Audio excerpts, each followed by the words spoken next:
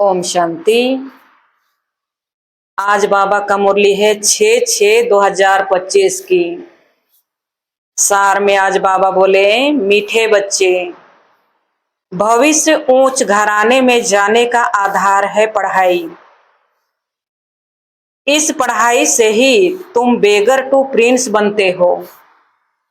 बाबा कहते भविष्य ऊंच घराने में जाने की, बाबा कह रहे हैं, आधार है पढ़ाई।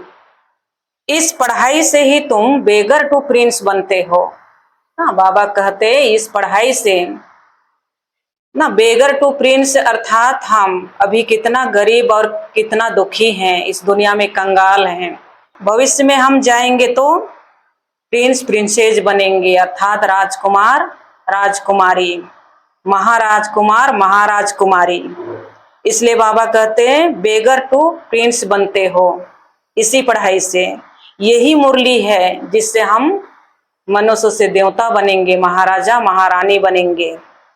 प्रश्न में बाबा बोले, गोल्डन स्पून इन माउथ दो प्रकार से प्राप्त हो सकता है, कैसे? प्रश्न पूछे बाबा ना, कैसे हमें ये प्राप्त हो सकता है? उत्तर में बाबा बताए, एक भक्ति के दान पुण्य करने से ना हमें सोने की चम्मच हमारी मुख में कैसे प्राप्त हो सकता है, कैसे मिलेगा, किस पुरुषार्थ से ना, क्या क्या हम किए होंगे भविष्य में जो हमें अभी सोने की चम्मच हमारी मुख में होगा भविष्य में। उसके लिए बाबा बताए उत्तर में, एक भक्ति के दान पुण्य करने से, दूसरा ज्ञान में पढ़ाई से ना। ये ज्ञान भी क्या है, इस ज्ञान में ही, इस पढ़ाई से ही हमें भविष्य में सोने की चम्मच से हम दूध पिएंगे ना, हमारे मुख में सोने की चम्मच होगी। तो यही बाबा हम बच्चों को समझा रहे हैं ना, इस ज्ञान की पढ़ाई से, भक्ति में दान पुण्य करने से करते हो तो राजा या साहूकार पास जन्म लेते हो। हम भक्ति मार्ग में भी दान पुण्य करते हैं, किसी को कपड़ा दान करते, किसी को खाना दान करते, किसी को पैसा दान करते। बाबा कहते तो ये एक जन्म के लिए हम साहूकार के घर में जाके जन्म लेते हैं या राजाओं के घर में जाके जन्म लेते हैं।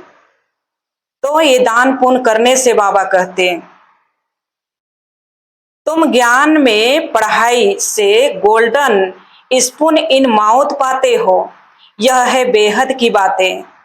भक्ति में पढ़ाई से राजाई नहीं मिलती। हमें भक्ति पूजा पाठ करने से राजाई अर्थात राज्य भाग नहीं मिलेगा, नहीं मिलती। यहाँ जो जितना अच्छी रीति पढ़ते हैं, यहाँ जो बाबा के बच्चे, भगवान शिव बाबा हम बच्चों को ज्ञान मुरली पढ़ा रहे हैं। इस मुरली से हमें कितने सुंदर सुंदर ज्ञान देते हैं। इससे हम राजाओं की राजा बनेंगे। अच्छी रीति पढ़ते हैं तो ऊंच पद पाते हैं। ये पढ़ाई हम अच्छी रीति पढ़ेंगे तो ऊंच पद पाएंगे। अच्छा, मीठे मीठे सिकिलधे बच्चों प्रति माता पिता बाप दादा का याद प्यार और गुड मॉर्निंग। रूहानी बाप की रूहानी बच्चों को नमस्ते। हम रूहानी बच्चों की रूहानी माता पिता बाप दादा को याद प्यार गुड मॉर्निंग और नमस्ते बाबा, नमस्ते, शुक्रिया शिव बाबा, शुक्रिया। फिर बाबा आज का धारणा के लिए मुख्य सार में पहला बोले, किसी भी बात का फिक्र नहीं करना है। हमारे पास कई प्रकार के परिस्थिति आती है, घटना घटती है ना, हमारी मन में टेंशन आती है, लेकिन बाबा कहते हैं कोई भी प्रकार की फिक्र नहीं करना है। और किस लिए फिक्र नहीं करना है? क्योंकि हमारे साथ स्वयं भगवान शिव बाबा हैं, इसलिए हमें कोई भी बात का फिक्र करने की आवश्यकता नहीं। सदा हर्षित रहना है। हमारे चेहरा में सदा हर्षित बना हो, सदा हर्षित रहना है। स्मृति रहे हम शिव बाबा के बच्चे हैं। हमें सदा याद रहे कि हम शिव बाबा के बच्चे हैं। बाप आए हैं हमें विश्व का मालिक बनाने। शिव बाबा हम बच्चों को विश्व का मालिक बनाने आए हैं। दूसरा है अपनी अवस्था को एक रस बनाने के लिए देही अभिमानी बनने का पुरुषार्थ करना है ना। हमारी अवस्था कैसे एक रस बने? एक रस अर्थात एक परमात्मा की याद ना, हमारी बुद्धि इधर उधर ना भटके। ये अवस्था हमारी हिले डोले नहीं। कोई भी परिस्थिति आया तो हम दिल शिकस्त हो जाते हैं, घबरा जाते हैं, लेकिन कैसे हमारी अवस्था को हम एक रस रखें ना। इसी के लिए बाबा हम बच्चों को बता रहे हैं अपनी अवस्था को एक रस बनाने के लिए देही अभिमानी बनने का पुरुषार्थ करना है। देही अभिमानी अर्थात अपने को आत्मा समझने का पुरुषार्थ करना है। हम 63 जन्मों से अपने को देह हैं अर्थात शरीर समझे हैं, इसलिए अनेक प्रकार की दुख हमें प्राप्त हुआ। तो बाबा कहते अभी हम बच्चों को बाबा क्या सिखा रहे हैं? देही अभिमानी बनने का मेहनत करा रहे हैं। तो हमें मेहनत करना है। इस पुराने घर में से ममत्व तो निकाल देना है। ये सब क्या है? इस दुनिया में हम जो कुछ हैं, हमारे पास घर है, गाड़ी है, बंगला है, सब कुछ है, ये क्या है? सब पुराने हैं। तो अभी बाबा कहते हैं इस पुराने घर से ममत्व तो निकाल देना है ना। हर चीज से हमारी ममत्व टूटते जाए, क्योंकि अब हमें हमारे नए घर में जाना है, अपनी स्वर्ग में जाना है, परम धाम में जाना है। इसलिए इस पुराने घर से ममत्व तो निकाल देना। आज का बाबा का वरदान, मनन शक्ति द्वारा बुद्धि को शक्तिशाली बनाने वाले मास्टर सर्वशक्तिमान भव ना। बाबा हम बच्चों को मनन चिंतन करने बोलते हैं ना। हम जितना मनन करेंगे उतना हमारी आत्मा शक्तिशाली बनते जाएगी। मनन चिंतन से ही हमारी आत्मा शक्तिशाली बनती है। इसलिए बाबा कहते हैं अब मनन किस चीज का? जो बाबा हम बच्चों को इतना सुंदर सुंदर पॉइंट से समझाते हैं, मुरली में कितनी सुंदर सुंदर बातें समझाते हैं। ज्ञान ना, हमारे आत्मा अभिमानी बनने बोलते हैं। तो हमारी आत्मा का चिंतन करें हम। बाबा हर रोज के मुरली में क्या क्या पॉइंट सुनाते हैं उसका चिंतन मनन करें हम। इससे हमारी आत्मा शक्तिशाली बन जाती है। इसलिए बाबा बोले मनन शक्ति द्वारा बुद्धि को शक्तिशाली बनाने वाले मास्टर सर्वशक्तिमान भव। विस्तार में बाबा बोले मनन शक्ति ही दिव्य बुद्धि की खुराक है। देखिए बाबा कहते मनन शक्ति ही दिव्य बुद्धि की खुराक है। कहते बाबा जैसे भक्ति में सिमरन करने के अभ्यासी हैं, ऐसे ज्ञान में स्मृति की शक्ति है। भक्ति मार्ग में सिमरन करते हैं, शिव शिव कहते हैं या राम राम कहते हैं, ऐसे बाबा हम बच्चों को अभी ज्ञान में हम बच्चों को सिखाते हैं कि स्मृति की शक्ति अर्थात भगवान की याद हमारी बुद्धि में हमेशा रहे। यही स्मृति का शक्ति है।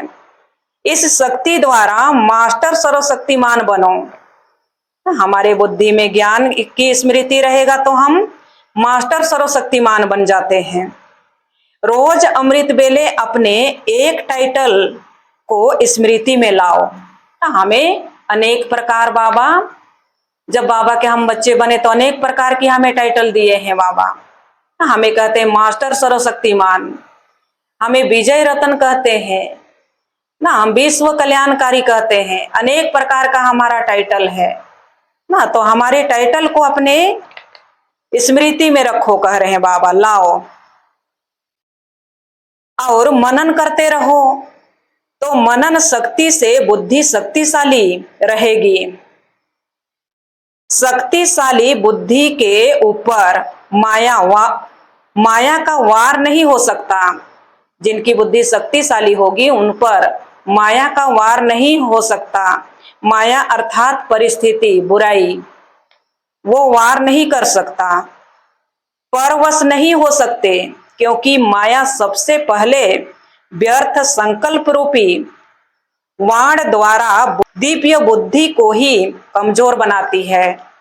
बाबा क्या कहते? हमारी व्यर्थ संकल्प आज देखिए हमारे अंदर कितना व्यर्थ चलता है, और व्यर्थ संकल्प को ही बाबा कहते माया व्यर्थ संकल्प रूपी बाण द्वारा दिव्य बुद्धि को कमजोर बनाती है, हमें मारने की कोशिश करती है, अर्थात भगवान की याद भुलाती है, ज्ञान की याद भुलाती है, और व्यर्थ में चले जाता है और हम कमजोर बन जाते हैं। इस कमजोरी से बचने का साधन ही है मनन शक्ति।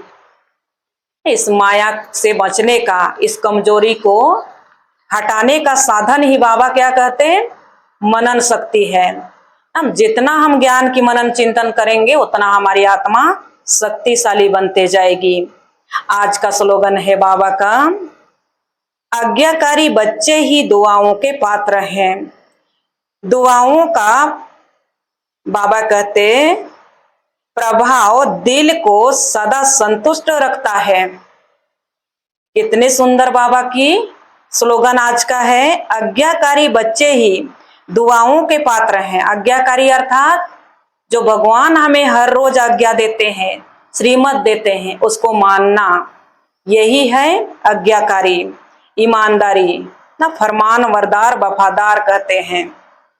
तो उनको दुआओं का पात्र है, वही दुआओं के पात्र हैं, अर्थात उनको जब हम फरमान मानते हैं, आज्ञाकारी बनते हैं, तो भगवान की हमें दुआ मिलती है, और दुआओं का प्रभाव दिल को सदा संतुष्ट रखता है।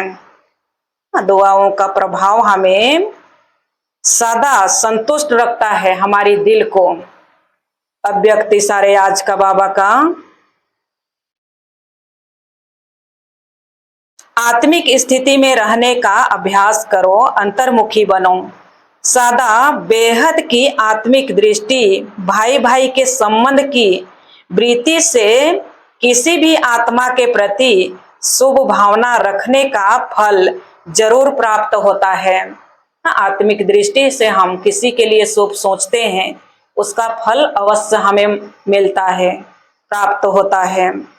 इसलिए पुरुषार्थ से थको नहीं, किसी को शुभ भावना रखने के लिए हमें थकना नहीं है।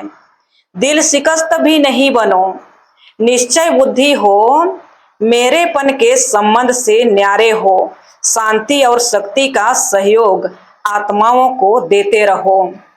हम दूसरों को भी सहयोग दें। बाबा कहते मेरेपन के संबंध से न्यारे हो, शांति और शक्ति का सहयोग आत्माओं को देते रहो ना। किसी के अंदर आज शांति नहीं है, शक्ति नहीं है, कोई भी बात का एक शब्द का सहन नहीं कर सकते इंसान ना, उनको ज्ञान भी नहीं है ना, शांति के लिए दुनिया ढूंढ रहे हैं, भटक रहे हैं। तो उनको हमारे से शांति मिले, शक्ति मिले, तो शांति और शक्ति का सहयोग देते रहो, कह रहे हैं बाबा कमजोर आत्माओं को। अच्छा, ओम शांति।